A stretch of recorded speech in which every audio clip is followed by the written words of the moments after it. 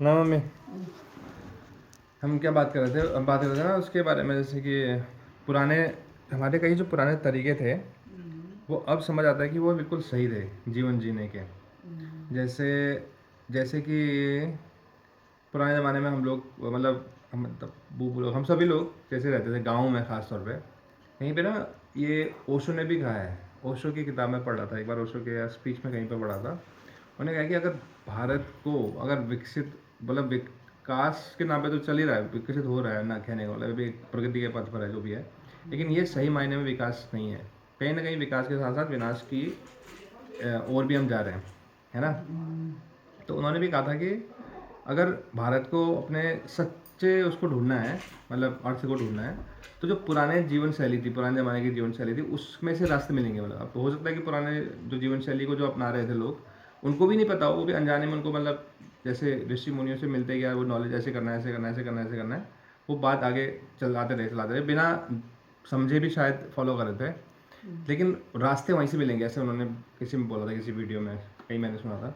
तो लेकिन उसका अब एक एक एग्जाम्पल मेरे दिमाग में आया, मतलब जैसे हम लोग जैसे पहले रहते थे, पहले रहते हैं रोचा जिसके सब पे गो मिला ना।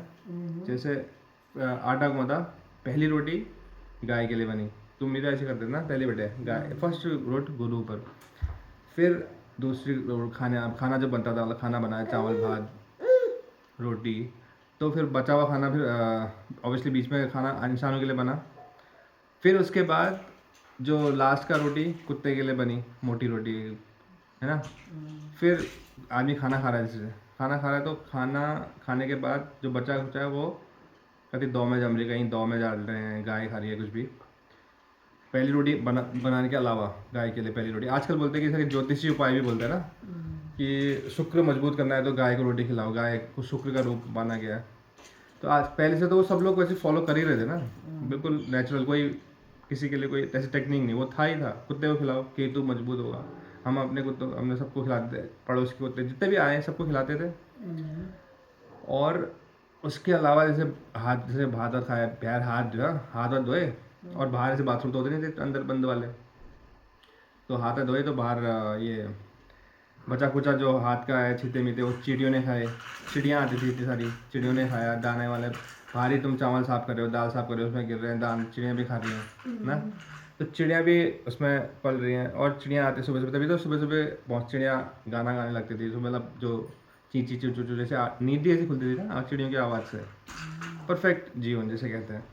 आज उसको सनातन का एक मतलब एक तरीका था रहने का। आजकल सनातन सनातन बोलते रहते हैं, बस व्हाट्सएप में सब सनातन ही बने हुए हैं, लेकिन रियल लाइफ में सबने छोड़ दिया, मतलब सभी ने। तो प्रॉब्लम यहीं से स्टार्ट हो गई है एक्चुअली में, मुझे वैसा लगता है। तो उनका जैसे ओशो ने भी कहा था कि रास्ता वहाँ से मिलेगा, मतलब रास्ता जरूरी नहीं कि वही तुम्हें बनना है, सेम वैसे ही बनना है, लेकिन उस तरह का जीवन कैसे दोबारा हो, तो इसके लिए शायद ऐसा हो सकता है कि जितना विकास मतलब इस शहरों की तरफ हो रहा है, जितना हल्द्वानी वाला सारा फोकस गवर्नमेंट का भी यही है कि नहीं शहरों को ही बढ़ाना है, तो इक्वली अगर अगर बराबर तौर पे अगर सारे गाँवों पे भी ध्यान दिया जाए, सब जगह मतलब विकास भी हो थोड़ा थोड़ा, तो लोग आएंगे क्यों दूसरी जगह ना। जैसे हमारे गाँव में जो इसके नेटवर्क नहीं है, ये मतलब अच्छा वाईफाई का कनेक्शन नहीं है, जब वाईफाई का कनेक्शन होना तो हम ही मैं ही क्यों भटकना पड़ता है ना दूसरी जगह।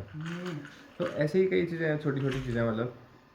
तो तो कई रास्ते ऐसे को पुराने देख लो, पुराने पानी पीने से पहले जैसे हम पानी का तो फोन में की पूजा होती थी, फोन की भी ना।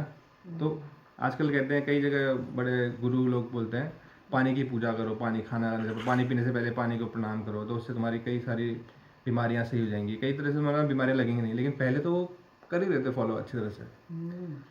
वो चूल्हे में जो खाने वाला बूबू जैसे खाना बनाते थे चूल्हे में, उसका पीछे कुछ कारण था ना, शुद्ध होके खाना बनाते थे ताकि भगवान मतलब खाना एक तरह से खाना खाना भी एक बहुत बड़ा एक अच्छा एक दैवीय टाइप का एक एक्सपीरियंस था।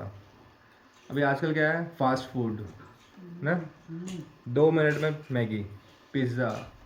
तो उसके लिए खाने से पहले जैसे खाना आता है, तो खाने से पहले लोग थोड़ा ध्यान भी नहीं देते, मतलब जैसे इस मामले में जैसे मैं किसी कई क्रिश्चियन लोग होते हैं ना, जो उनका मतलब पिक्चर में दिखाते हैं, जैसे अब रियल में जितना करते हैं पता नहीं, लेकिन जो खाना खाने से पहले जैसे वो एक साथ बैठ के वो नहीं करते हैं, प्रणाम करते हैं खाने को, उसके बाद खाना खाते हैं, तो मुझे बहुत सही लगता है वो, मतलब कि वो विधि एक तरह से अगर फॉलो की जाए तो प्रॉपरली। तो ऐसे बहुत सारे तरीके हैं जैसे जो हम पहले से ऑलरेडी करते थे लेकिन हम भूल गए उसके को, और वही सही रास्ता था। वो सनातन की एक नेचुरल एक रहने का तरीका था, जो कि आजकल सिर्फ रह गया ऐसे व्हाट्सएप में तक ना। प्रॉब्लम यहाँ पे हो रही है।